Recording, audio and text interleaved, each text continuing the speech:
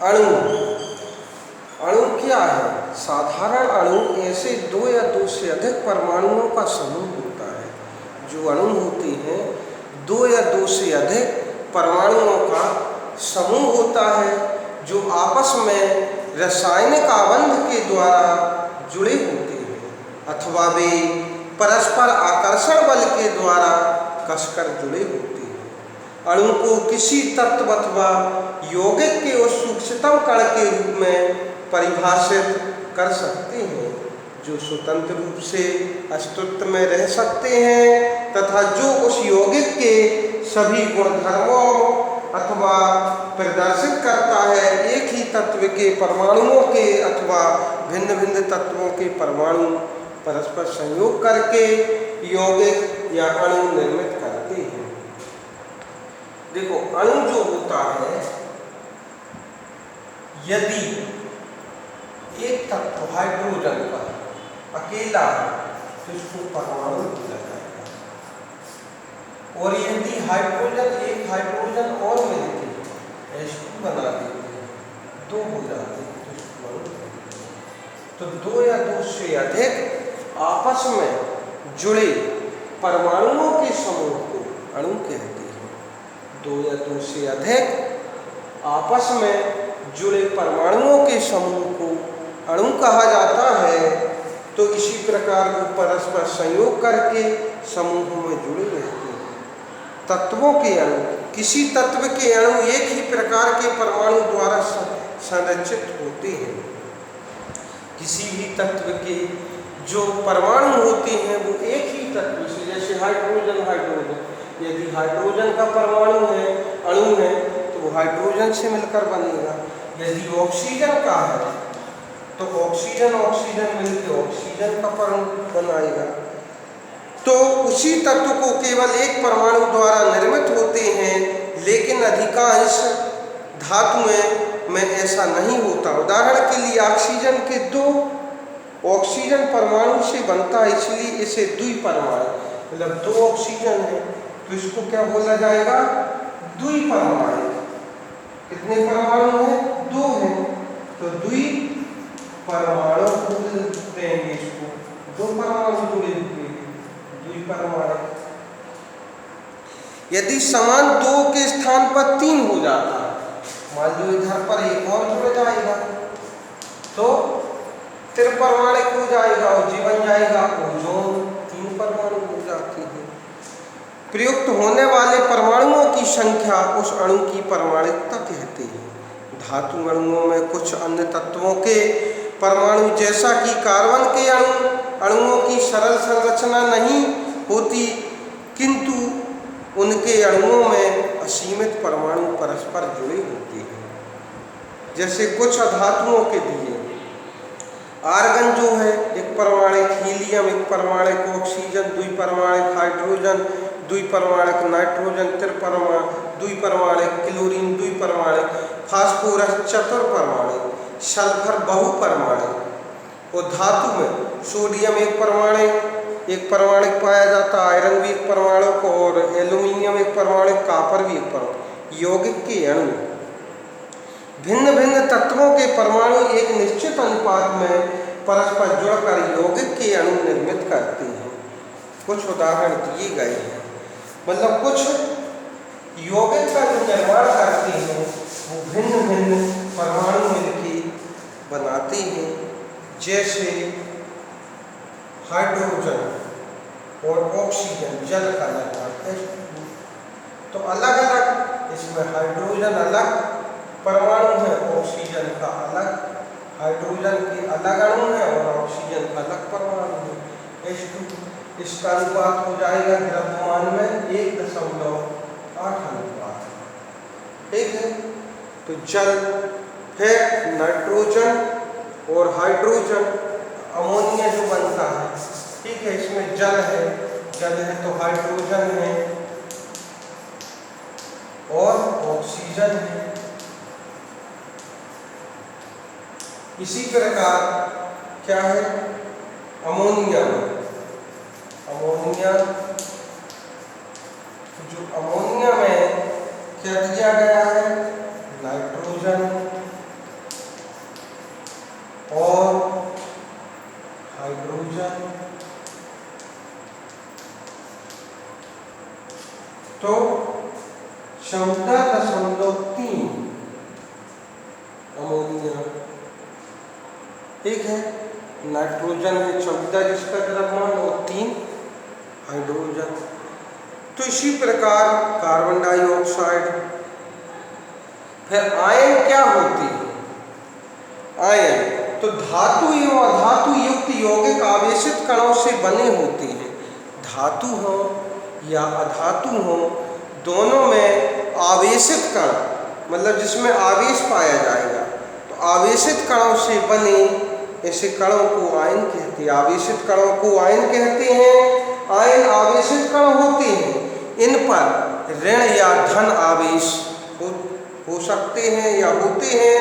ऋण आवेश कण को ऋण आयन, एनायन, और धन आवेश कण को धन आयन, कैटायन कहते हैं। उदाहरण के लिए सोडियम क्लोरीन को लीजिए। इसमें धनात्मक सोडियम, ऋणात्मक क्लोरीन आयन संघटक के रूप में विद्यमान है। और एक आवेशित परमाणु अथवा परमाणुओं का ऐसा समूह जिन पर नेट आवेश विद्यमान होता है, तो परमाणुओं के समूह जिन पर नेट आवेश विद्यमान हो उसे बहुपरमाणिक आयन कहते हैं। मतलब क्या होता है कि जो आयन होते हैं जिस पर ऋण आवेश या धन आवेश पाया जाता है, जैसे मैग्नीशियम क्लोराइड, ठीक है, इस पर भी मैग्नीज पर धन आवेश और क्लोरीन पर ऋण आवेश पाया जाएगा। इसी प्रकार तो सोडियम और क्लोरीन, तो जो सोडियम है, सोडियम पर धन आवेश, क्लोरीन पर ऋण आवेश, तो इसको धन आयन कहते हैं, इसको ऋण आयन, इंग्लिश में इसको एनायन, इसको कैटायन। फिर दोनों मिलके सोडियम क्लोरीन बनाते हैं। तो ऐसे परमाणुओं के समूह, जो परमाणुओं के समूह हैं जिन पर एक नेट आवेश विद्यमान होता है, उसको बहुपरमाणिक आयन कहते हैं। मतलब बहुत सारे परमाणु वाले आयन बन गए। तो ऐसे मतलब आयन जिन पर एक नेट आवेश विद्यमान होता है उसको बहुपरमाणिक आयन कहते हैं। फिर आता है रासायनिक सूत्र लिखना। किसी यौगिक का रासायनिक सूत्र उसके संघटक का प्रतीकात्मक निरूपण होता है। मतलब रासायनिक सूत्र जो अपन लिखेंगे वो उसका एक प्रतीक चिन्ह होता है, निरूपण, दर्शाना। भिन्न भिन्न यौगिकों के रासायनिक सूत्र सरलता पूर्वक लिखे जा सकते हैं। इस अभ्यास के लिए हमें तत्वों के प्रतीकों एवं उनकी संयोजन क्षमताएं ज्ञात होनी चाहिए। इसका मतलब यदि अपन को पहले मालूम होना चाहिए कि जैसा आता है हिंदी में लिखा कि सोडियम क्लोराइड,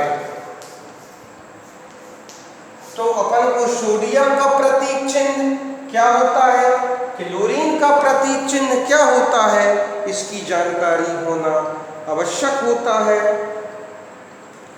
तो किसी तत्व की संयोजन शक्ति या क्षमता उस तत्व की संयोजकता कहलाती है। मतलब किसी भी तत्व की संयोजन क्षमता या शक्ति, संयोजन मतलब होता है जुड़ना। तो किसी भी परमाणु से कितने और अन्य परमाणु जुड़ सकते हैं, उसकी कितनी क्षमता है, वो उसकी संयोजकता कहलाती है।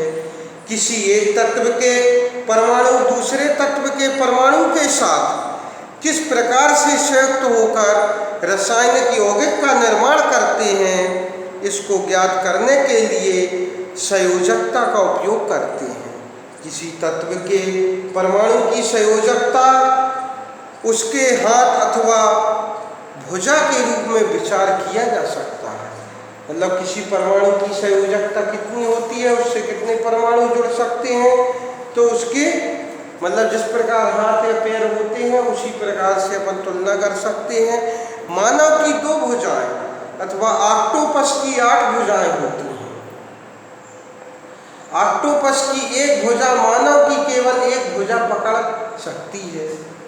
यदि एक ऑक्टोपस को कुछ मानवों को इस प्रकार से पकड़ाना है कि उसकी 8 भुजाएं मानव की दोनों भुजाओं के साथ प्रयुक्त की जाए, तो आपके विचार में ऑक्टोपस कुल कितने मानव को पकड़ सकता है? 8, क्योंकि एक हाथ से 1 भुजा तो मतलब 8 को पकड़ लेगा। या मान लो कि दोनों भुजा पकड़ेंगे तो 4 मानव को।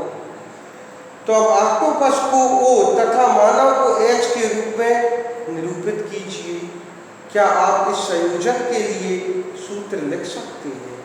जैसे मान लो O ऑक्टोपस है और H मानव है, ठीक है। ऑक्टोपस और जी हो जाएगा मानव, तो इसके पास कितनी भुजाएं हैं? 8, 1 2 3 4 5 6 7 8। तो एक मानव को 2 भुजाएं पकड़ती हैं। एक मानव को 2 भुजाएं पकड़ती हैं।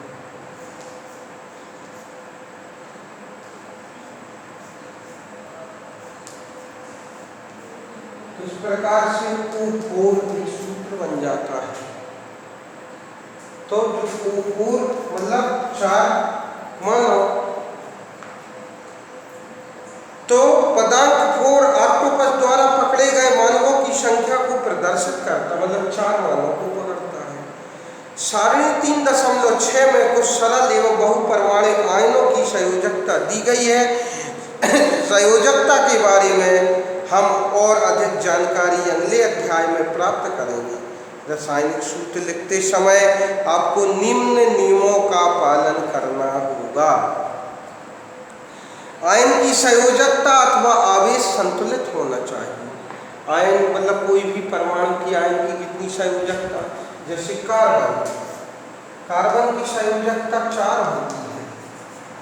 कार्बन की जो संयोजकता होती है 4, तो इससे 4 हाइड्रोजन जुड़ सकते हैं, मतलब दोनों इसकी संयोजकता पूर्ण होना चाहिए। जब एक यौगिक किसी धातु एवं अधातु के संयोग से निर्मित होता है तो धातु के नाम अथवा उसके प्रतीक को रासायनिक सूत्र में पहले लिखते हैं। और उदाहरण के लिए कैल्शियम ऑक्साइड, यदि धातु है तो नाम के पहले धातु को लिखा जाएगा, उसका प्रतीक भी लिखा जाएगा। मतलब धातु और अधातु से मिलकर यौगिक बनाते हैं तो धातु के नाम अथवा उसका प्रतीक पहले लिखेंगे। जैसे कैल्शियम ऑक्साइड, तो कैल्शियम एक धातु है तो कैल्शियम को पहले लिखा जाएगा, ऑक्सीजन को बाद में। तो कैल्शियम ऑक्साइड। इसी प्रकार सोडियम क्लोराइड, सोडियम एक धातु है, सोडियम क्लोराइड, सोडियम को पहले बाद में उसको धातुएं हैं। तथा दाईं तरफ लिखते हैं, जबकि कैल्शियम सोडियम आयरन कॉपर धातुओं को उन्हें बाईं तरफ और उसको अधातुओं को दाईं तरफ। बहुपरमाणुक आयनों द्वारा निर्मित यौगिकों में आयन को पहले कोष्टक में रखते हैं, तब पश्चात अनुपात को दर्शाने वाली संख्या को लिखते हैं। यदि बहुपरमाणुक आयन की संख्या 1 हो तो कोष्टक की आवश्यकता नहीं। अगर ज़्यादा परमाणु है जैसे सोडियम हाइड्रोक्साइड तो इसमें कोई कोष्टक की आवश्यकता नहीं। और यदि 2 परमाणु है तो इसको कोष्टक में लिखा जाएगा कि कितने परमाणु हैं, क्या है। इस प्रकार से सरल यौगिक के यौगिकों के सूत्र, तो कल सूत्र बनाना सीखेंगे। उदाहरण दिए हैं बहुत सारे।